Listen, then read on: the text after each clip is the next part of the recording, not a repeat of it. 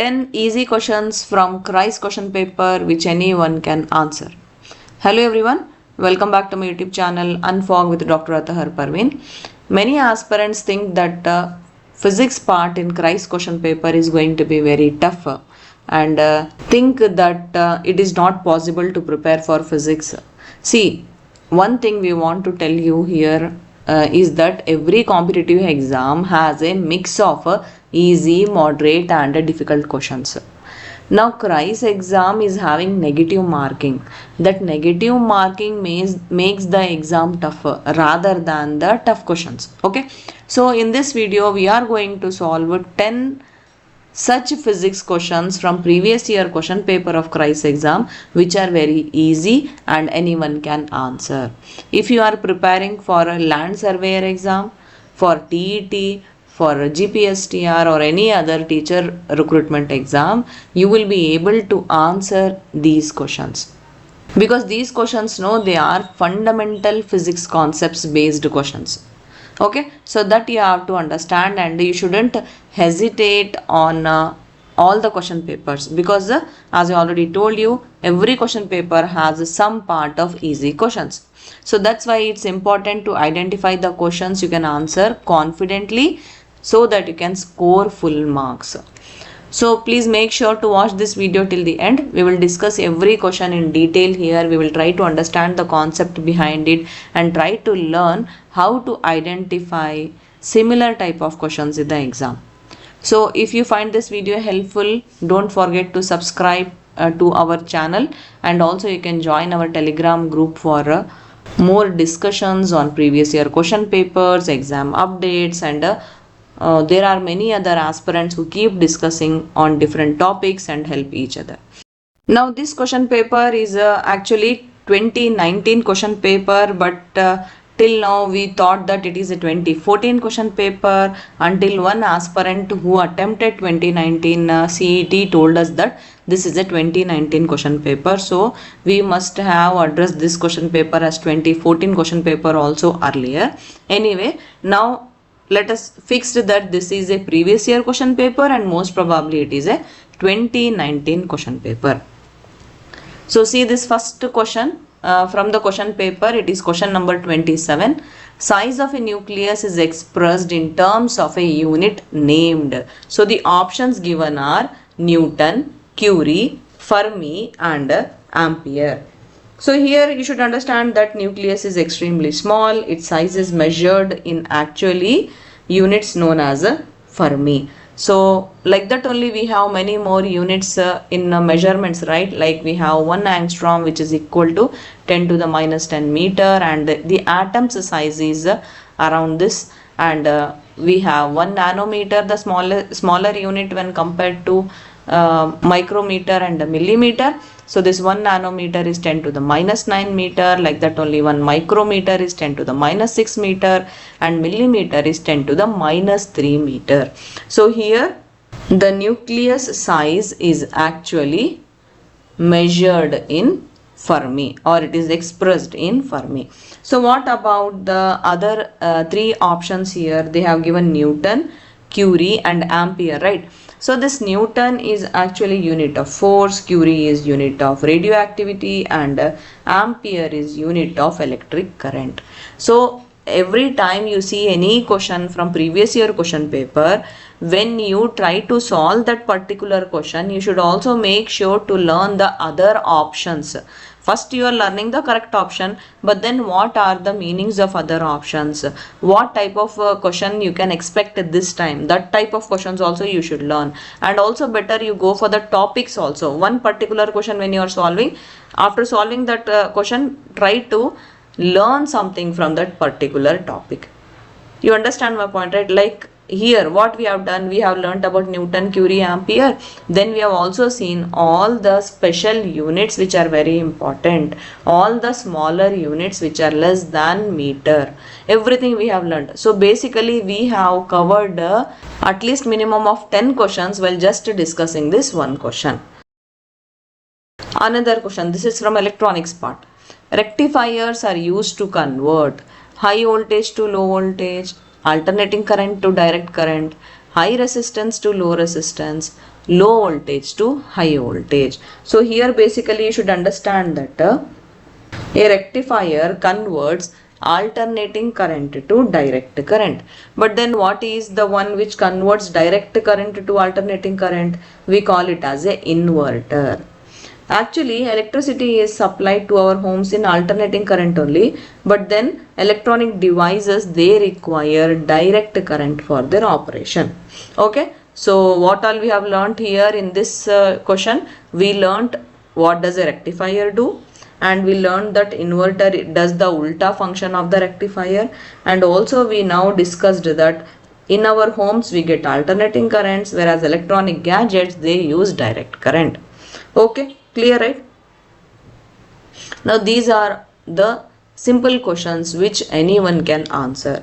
So that's why I chose that type of questions to show you all that it's not that every time you will have tough questions. You will have easy questions also, you will have medium level questions also, but then you should have enough knowledge, or you should have enough capability to guess the correct answer. If you are not sure of the answer, at least you should be able to guess the answer. So much at least preparation should be there. But then guessing the answer means you should be very careful in CRIS because you have negative marking. You should be very careful in land surveyor exam also because you have negative marking. Okay. Another simple question from the question paper. Which of the following is not emitted in a nuclear decay process? The options are electrons, hydrogen, electromagnetic radiation and neutrinos. So if you know about the nuclear decay, you will understand that during nuclear decay, nucleus may emit particles like alpha particles, beta particles, gamma particles, and also for that matter neutrinos also, right? But then there is no option of hydrogen in the nuclear decay process. Okay, so that's why odd one out is hydrogen here. And what about alpha particles? They are actually helium nuclei, so they can ask a question based on that also. And electromagnetic radiation means they are nothing but gamma rays. So these are the important basic points you should be knowing about nuclear decay. Another simple question, this is in fact a TET level question. So the question is, sound waves can travel in vacuum, are longitudinal, are transverse, are always polarized. See, sound waves cannot travel in vacuum. Remember this point. Okay. So what are sound waves? They are actually longitudinal waves because they show compression and refraction while they travel. They are actually longitudinal mechanical waves. They travel by compressions and rarefactions. And of course sound cannot travel in vacuum and it cannot be polarized. Whereas light waves, no, they are transverse waves. They can travel in vacuum. That's the reason why we are getting sunlight to the earth, right? So here option B will be the correct answer. Now let's see this question from units and dimensions. The question is, MLT to the minus 1 is the dimensional formula for. The options are force, momentum, moment of inertia and speed. So here you have to understand that MLT minus 1 means it is actually momentum, because momentum is equal to mass into velocity.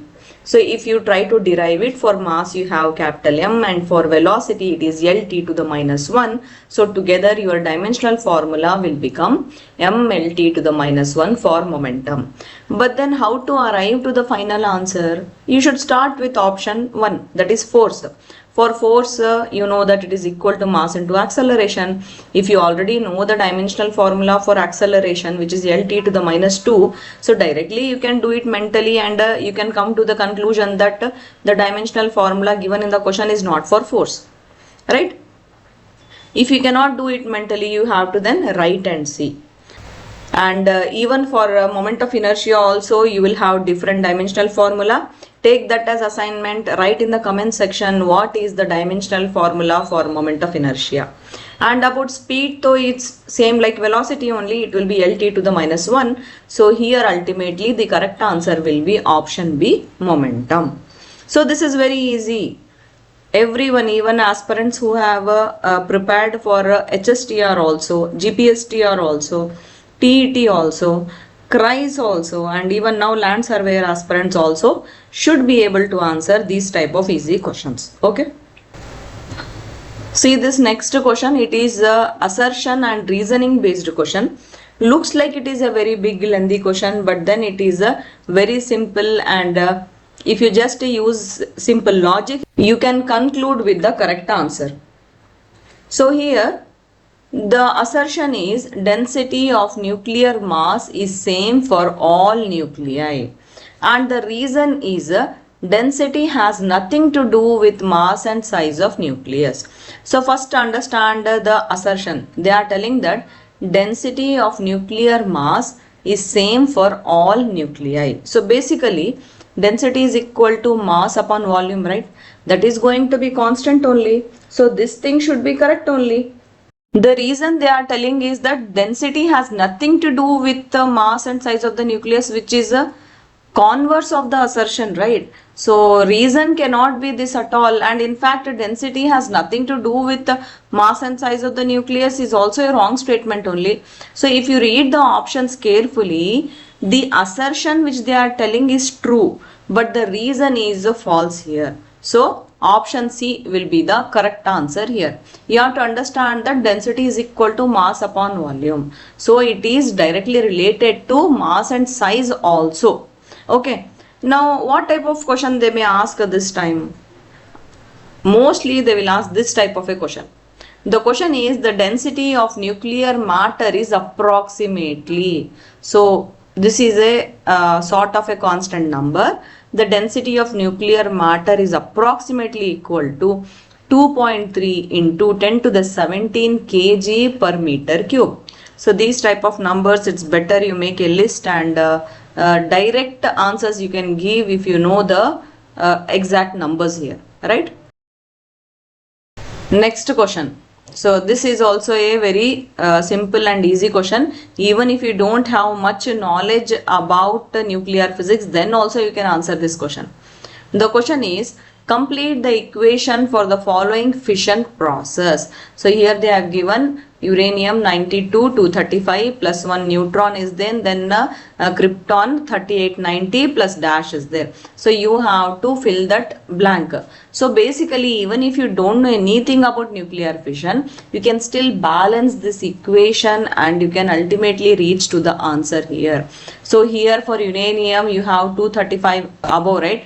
Here you have 90, right? Then just what you have to do is you add 235 and 1, it will become 236. You subtract from 90. So whatever your number will be, that will be there in the top of the element. Now which element? In all four options anyway xenon is there. So you don't need to worry. But then because we are talking about nuclear fission, you should also be knowing about this nuclear fission. It is nothing but splitting of a heavy nucleus into two lighter nuclei, and uranium 235 if a slow neutron goes in it, then that will make the uranium 236, which is actually unstable. Then it will get splitted into two smaller nuclei, which will be xenon 143 and krypton 90, and 3 neutrons will be liberated. So basically, which one is the correct answer now? Option A will be the correct answer now, right? Even if you don't know about nuclear fission, then also you can give correct answer for this type of question, right? Now you may think that in answer we are not getting xenon 146. You will not get it because 3 neutrons are also liberated, right? It's all about conserving the mass number here. See, if we use technical terms, then you will get little bit scared. But then if you just understand in a layman way, it is very simple that the equation is balanced now, right? So this is known as conserving the mass actually. Okay. So totally if you see the mass number 90 plus 143 plus the 3 of the neutrons. If you add all that, you will get 236, which is there in the left hand side also. Okay. Clear, right? So on this note, we shall also know about actually who discovered nuclear fission, because once upon a time they used to ask about the name of the scientist in competitive examinations. We don't know this time they will ask or no, but it's better to know, right? So nuclear fission was discovered by Hahn and Strassmann. Now your assignment is you should tell me in the comment section What did Rutherford do? I mean, what did he discover? What is Einstein's work? And what did Bohr do? In simple sentence or in one word also you can answer if it is possible for you. Write down in the comment section. Okay. Another simple and easy question. Which one of the following equations is correct for de Broglie wavelength? Now for this type of question you should not see options because it will be confusing for you. Here they are talking about the de Broglie wavelength, means dual nature of matter. Remember, if you are our HSTR aspirant, then you will be knowing everything about this. We have explained it very nicely. So basically, according to de Broglie's hypothesis, every moving particle has wave nature, and that wave we call it as a matter wave or a de Broglie wave, and the wavelength of that wave will be h upon mv or h upon p. What is p? It is momentum. Momentum is equal to mass into velocity. So instead of writing h upon mv, you can also write as a h upon p, where this lambda is, as I already told you, de Broglie wavelength. H is Planck's constant. Its value is 6.63 into 10 to the minus 34 joule second. M is mass of the particle and v is the velocity of the particle.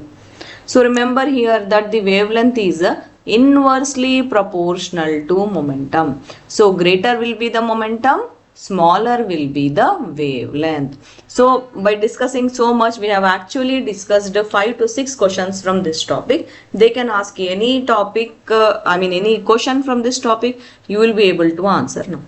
Okay. Another simple question. Which one of the following is related to the shift in frequency of sound waves? See here, tunneling effect is there, Raman effect is there, Doppler effect is there, aberration is there. So sound means directly what comes in your mind? Doppler effect should come in your mind, right? So what is actually Doppler effect? It is apparent change in frequency because of the relative motion between two things. What are those two things? Source and the observer. So if the source is approaching the observer, then the wavefronts get compressed and the frequency will become higher. And opposite, if the source is going away from the observer, then the sound which comes in our ear will be decreasing, right? So the lower frequency will be happening there. In this case, the wavefronts will be expanded. So basically, shift in frequency of sound waves means it is Doppler effect. Now at this point, you should also learn about tunneling effect, Raman effect and aberration. I leave this up to you. I would like you to tell that, try to read in detail about tunneling effect, Raman effect and aberration, because all these are important topics. Okay. Another simple question which looks very tough and which looks very lengthy. So here they are asking which one of the following is correct. So you have to read 4 options carefully and you should finalize which option is correct here. So option A, mass of the nucleus is always equal to sum of the individual masses of the protons and neutrons. So if you are our paid class aspirant of CRISE, you will be knowing it very clearly that there is something known as a mass defect. This mass defect is a different type of concept. Here you can say that when protons and neutrons are combined together, some mass changes into binding energy. So the missing mass is there. Now we call it as a mass defect. So this mass defect is equal to mass of the nucleus minus sum of mass of the nucleons. So that's why option A will be wrong here. Read option B. Mass of a nucleus is always greater than the sum of the individual masses of the protons and the neutrons. No, that is also wrong only now, because we are talking about the mass defect. So read the option C. Mass of a nucleus is always less than the sum of individual masses of protons and neutrons. So this is the correct option here, because here the concept of binding energy comes into picture. That binding energy is equal to delta mc square. Okay, that's why we call it as a mass defect, because mass of nucleus is always less than sum of the individual masses of protons and neutrons. Okay, in this delta mc square, what is c? C is speed of light and delta m is the mass defect. Remember, this binding energy units is in joules, and 1 joule is equal to 1 kg meter square per second square. Okay, so this is one compulsory question always comes from this topic, so that's why you better know everything about this. Okay friends, these were 10 most easiest questions from a previous year CRISE question paper, which will be helpful for all your competitive exams at which are the upcoming recruitments now. And this way, if you give little bit focus on the questions and read them carefully and try to understand, you can answer minimum of 10 questions even if you are not prepared properly.